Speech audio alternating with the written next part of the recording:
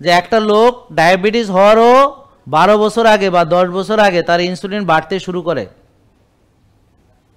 তাহলে এই যে এই লোকটা, ওনার তখন কিন্তু ডায়াবেটিস নাই, কিন্তু এখন যে ওনার ইনসুলিন কমে গেল আর হুমায়ের 2 থেকে 1-এ চলে আসলো, আর ওর ডায়াবেটিস জীবনে হইতে পারে না। শুধু ডায়াবেটিস না, হতে পারবে না 60 থেকে 70টা রোগ, হতে পারবে না হার্টে ব্লক, হতে পারবে না ব্রেন স্ট্রোক।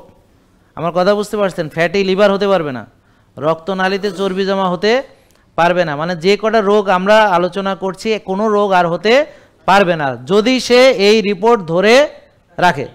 কিন্তু অনিয়ম করে যদি রিপোর্ট নষ্ট করে তাহলে আবারও হবে, অনিয়ম করে যদি কোষে ওভারলোড করে তাহলে আবারও হবে। এই বুঝতে পেরেছেন? এটা খুবই গুরুত্বপূর্ণ। এটা না বুঝলে আজকে সেশনে আসা কোনো লাভ নেই। আমি প্রয়োজনে 100 বার বলবো, কিন্তু এইটা বুঝতে হবে। তাহলে আবারও বোঝার চেষ্টা করি যে একটা লোকের যদি হুমায়ুর 1 থাকে তাহলে ভালো না খারাপ? আর 2 থাকলে, 3 থাকলে, 4 থাকলে আরও খারাপ বলতে হবে, 5 থাকলে আরও খারাপ, 6 থাকলে আরও বেশি খারাপ, 7 থাকলে আরও অনেক বেশি খারাপ। ব্যাপারটা বুঝতে পারছেন? জেকে লাইফস্টাইল, ওষুধ মুক্ত সুস্থ জীবন।